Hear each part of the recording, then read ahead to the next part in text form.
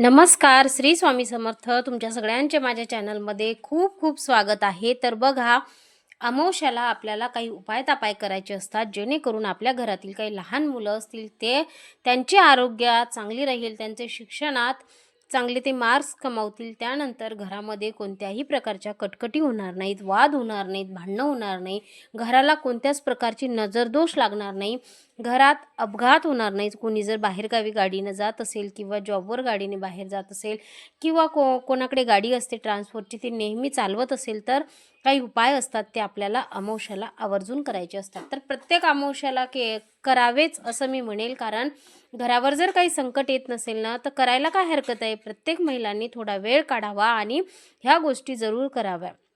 कारण बघा, संकट आल्याच्या नंतर रडरड केल्यापेक्षा प्रत्येक अमावास्येला ह्या जर आपण उपाय-तापाय केले, तर नक्कीच घरावर कोणत्याही प्रकारचे कधीही काहीही संकट येणार नाही आणि सुखासमाधानाचा परिवार हा गोकुळाप्रमाणे आपला राहील.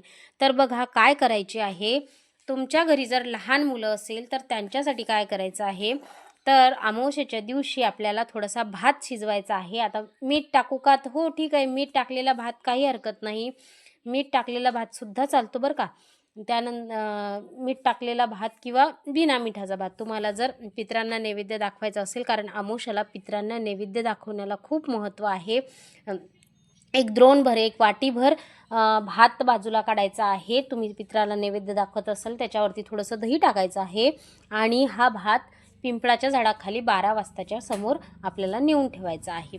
त्यानंतर बघा, लहान मुलाच्या अंगावरून आपल्याला एक वाटीभर भात घ्यायचा आहे आणि तो उतरवायचा आहे. लहान मुलाच्या अंगावरून तो 3दा उतरवायचा आहे आणि आपल्याला तो भात बाहेर नेऊन ठेवायचा आहे. मग तो कशानेही खाल्ला तरी चालतो. मुंग्याने, एखाद्या कावळ्याने, एखाद्या कुत्र्याने, एखाद्या समजा शक्यतोवर गाईच्या मुखात नका जाऊ देऊ, कारण हा उतारा असतो. तर तुम्ही छतावर ठेवा, कावळा खाईन, किंवा मग जर एका बाजूला ठेवलं तर कुत्रा वगैरे खाऊन जाईल. तर या पद्धतीने लहान मुलाच्या अंगावरून हा भात उतरवून टाकायचा असतो.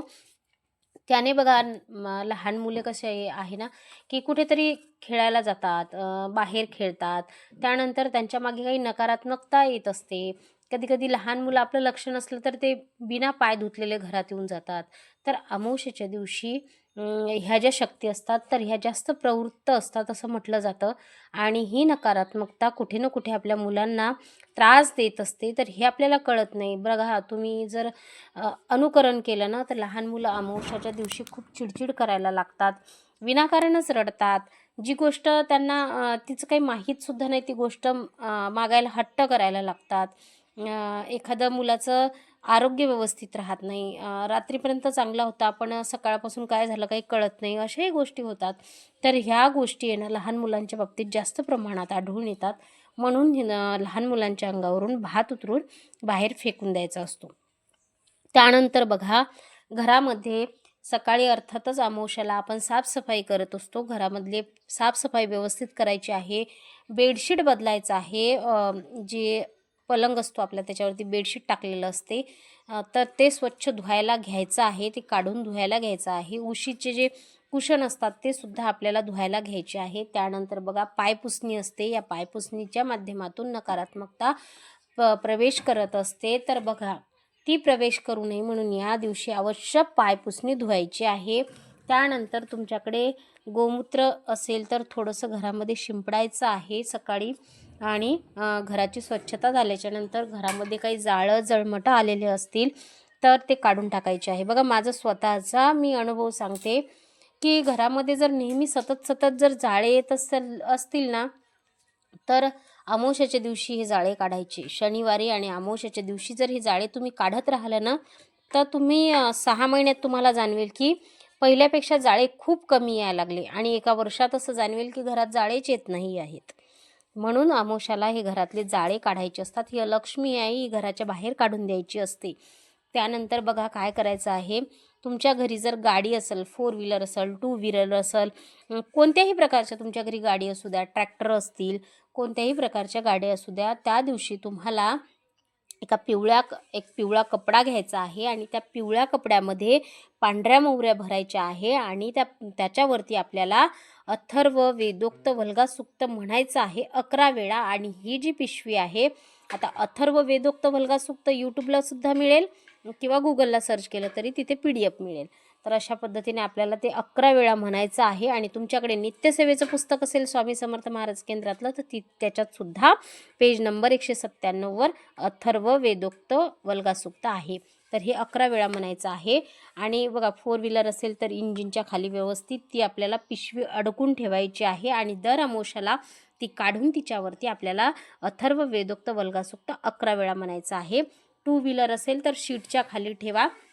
हा उपाय केल्याने घरामध्ये अपघात शक्यतोवर होतच नाहीत, म्हणजे खूप टळतात अपघात या गोष्टीने. त्यानंतर बघा त्यानंतर दुसरी गोष्ट काय करायची आहे, पिवळ्या मोहऱ्या हातावरती घ्यायच्या आहे आणि अथर्व वेदोक्त वल्गा सूक्त म्हणून ह्या पिवळ्या मोहऱ्या आपल्याला घराच्या 4 दिशा, मुख्य पूर्व, पश्चिम, उत्तर, दक्षिण 4 दिशेला फेकवायचं आहे. सुरुवात पूर्व, पश्चिम, उत्तर, दक्षिण. आता वरती आणि खाली असं 2-2 मोहऱ्या टाकायच्या आहेत. त्यानंतर बघा आपल्याला जे कोपरे असतात घराचे 4, ईशान्य, नैऋत्य, वायव्य, ईशान्य, आग्नेय, नैऋत्य आणि वायव्य या 4ही दिशेला सुद्धा आपल्याला 2-2 मोहऱ्या टाकायच्या आहे. त्यानंतर घराच्या बाहेर जायचं आहे. अंगणात जाऊ शकता, नाही तर मग दरवाजातूनच किंवा दरवाजाच्या आतूनच तुम्हाला ह्या मोहऱ्या या 4ही दिशेला बाहेर जाऊन सुद्धा फेकायच्या असतात. याने काय होते, हे रोज केलं तर अतिउत्तम आहे. कारण ही गोष्ट जी आहे ना, ही अथर्व वेदोक्त वल्गा सूक्त म्हणून पिवळ्या मोहऱ्या फेकण्याची ही मी रोज करते. कारण घरात कोणत्याही प्रकारची नकारात्मक शक्ती येत नाही, घराला नजरदोष लागत नाही, घरामध्ये वाद होत नाहीत, कटकटी होत नाही, भांडणं होत नाहीत. आणि विशेष म्हणजे घरामध्ये जर बघा किराणा आणून सुद्धा टिकत नसेल ना, तर ते सुद्धा कुठे ना कुठे त्याला सुद्धा आळा बसतो आणि आपल्या घरातील किराणा आहे तो टिकू लागतो, म्हणजे जास्त वेळ जातो. बघा 8 आपण एका महिन्याचा किराणा भरला तर तो एका महिन्याच्या अगोदरच संपून जातो. तर कधी कधी पाहुणे आले म्हणून होतं, पण कधी कधी काही न करता पण अशा गोष्टी होतात, जाणवतात आपल्याला. त्यावेळेस जे अथर्व वेदोक्त वल्गा सूक्त म्हणून पिवळ्या मोहऱ्या फेकण्याचा जो उपाय आहे तो अत्यंत प्रभावशाली उपाय आहे.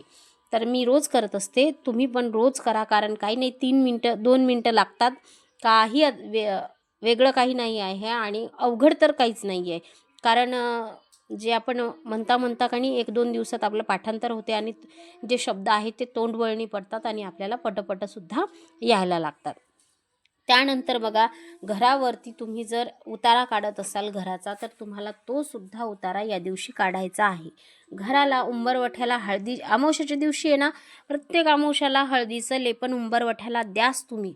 तुमच्याकडून इतर दिवस नाही शक्य झालं ना, पण अमावस्येच्या दिवशी तुम्ही शक्यतोवर द्याच. आता का? कारण या दिवशी बघा जी लक्ष्मीपूजन आहे, जी दिवाळीचं लक्ष्मीपूजन आहे ते अमावस्याला होते. म्हणून अमावस्येच्या दिवशी अलक्ष्मी आणि लक्ष्मी या दोघींसुद्धा त्यांचा फेरफटका असतो. तर या दिवशी प्रत्येक अमावस्याला सुद्धा फेरफटका असतो आणि आपल्या घराला जर हळदीचे लेपन केलेले असेल तर अर्थातच त्या उंबरवठ्यातून आपल्या घरात लक्ष्मीच प्रवेश करेल. म्हणून ही गोष्टसुद्धा न चुकता आपल्याला करायची आहे. त्यानंतर बघा घराची साफसफाई, मनाची साफसफाईसुद्धा खूप महत्त्वाची असते बरं. नाहीतर घराची साफसफाई केली आणि मनामध्ये काहीतरी याचं त्याचं चालू असते, तर अशा पद्धतीनं नको व्हायला. तर झालेली सेवा महाराजांच्या चरणी रुजू करते.